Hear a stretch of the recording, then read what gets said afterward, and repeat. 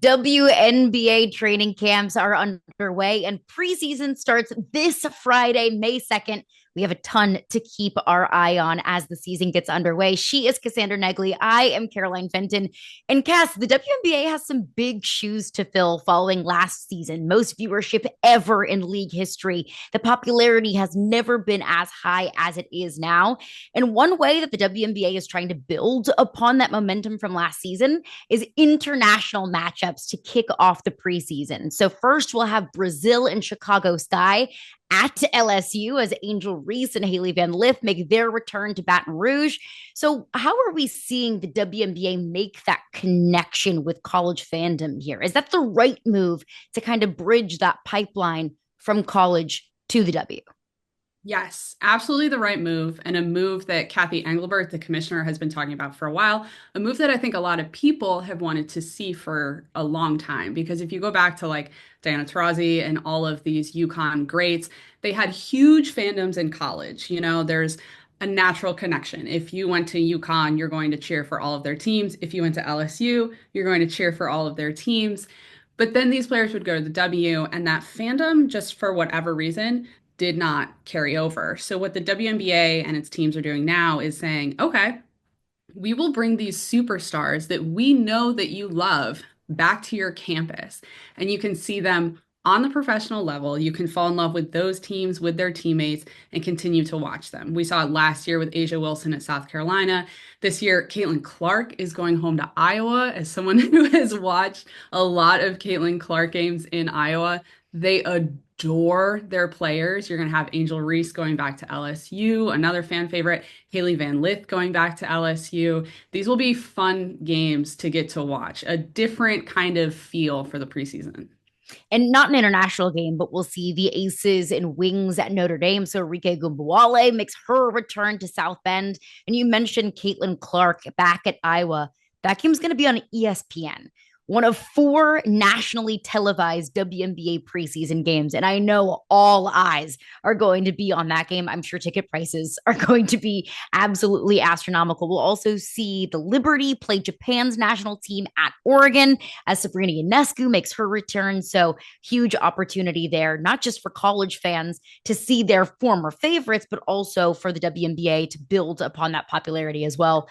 We bring up Caitlin Clark. We cannot just touch on Caitlin Clark when we talk about the WNBA. We're going to take a deep dive into Caitlin Clark and what was her really first true offseason since 2023. She played the national title game, then instantly was the first overall pick, and then almost instantly made her way into Indiana, led Indiana to the postseason. This past offseason, she made maybe an interesting decision, whatever your opinion is on her decision to not play true basketball in the offseason, not unrivaled, didn't play overseas. She just kind of did her own thing training in the offseason, went to the Eras Tour, has been on several podcasts, has been able to golf with Nelly Corda. The Masters. It went to the Masters with Caitlin Clark, a true superstar offseason. But what did you make of her offseason? And what do you expect from her going into year two in the W? Yeah, she's already talked a little bit at training camp just about the kind of like deep breath of having an off season and being out of the limelight. There's been so much attention on her. I personally think it was a good idea for her to take a step back and just enjoy life, right? Enjoy your relationships with people, enjoy things like the Masters and getting to indulge in the Eras Tour. I think that's going to help her in the long run because what else she did this offseason is bulk up, get stronger. She talked about that a lot last year. That was just kind of an obvious part of any player's game. We're probably going to see with Paige Bueckers next year is just getting stronger, being able to battle with players in this league. She has a whole bunch of talent around her with the fever. I think that's going to be one of the most exciting things we see in the preseason. Yeah, absolutely. And she talked about how going from college to the draft to the W, she never really got a chance to reflect on the impact that she made on the sport, on just everything that this past year plus has brought for her. So to have that opportunity to just breathe and digest everything that has happened for her in this last year, I think absolutely may benefit her in the long run. We've also got a new franchise in the WNBA. The Golden State Valkyries are another team to keep an eye on, and they've already been a hit even before a ball is tipped off in Golden State. 10,000 season tickets sold and probably even more to come over the next couple of weeks. Cass, what can we expect from Golden State? They had the expansion draft, was able to kind of build up their roster. They have several international players coming in. Is it fair to expect much from Golden State in just year one? I'm going to quell the excitement a little bit and say this is not like a high contending team, at least of what we know of them right now. Like, don't expect them to compete for semifinals in the playoffs. Maybe they sneak into the postseason because so many teams make it. Uh, this is a team that probably could have benefited from a draft pick that was higher than number 5 in this draft. There's a lot of international talent, so talent that isn't widely known to, the regular American consumer. I think that's fun and great, especially for the talent level that they've brought in. But also, you do want to have some names attached to your team, and they've said that they don't want a face of the franchise. They want that to happen organically. So I think one thing to look for this year is who becomes maybe that face of the franchise that they build around next year.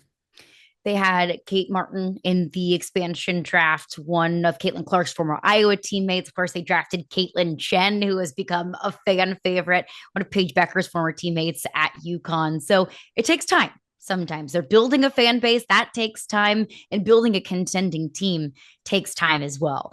And it's not just a new franchise into the W, a lot of new faces. No Diana Taurasi in the W for the first time in a very long time. Lena Deladon also announced her retirement as well. But those superstars are growing. Caitlin Clark, Angel Reese, Paige Bueckers is another new face in the WNBA, the first overall pick to the Dallas Wings. All eyes are going to be on Paige Bueckers, who makes her debut on Friday. And when Caitlin Clark came into the league, we knew that there were going to be some growing pains from college to the professional level. That's fair to be expected in any sport, and especially in this league. How do we think Paige Bueckers' transition will be from UConn to the W? Being a UConn product helps a lot here, I think. Gino Auriemma has always done a good job of preparing all of his players for that next step. But certainly if you're a number 1 draft pick, we've seen just them become the elite of the elite.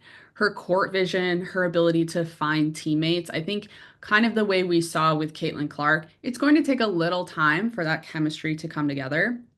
But the Wings backcourt is so good that I think she could be, especially because a fan vote goes into this, she could definitely be an all-star in her first year. And the Dallas Wings should be competing for that playoff spot. There's been some debate, conversation since she was drafted about that duo with her and Arike Ogunbowale. How do you see that kind of panning out? How do you see that chemistry forming?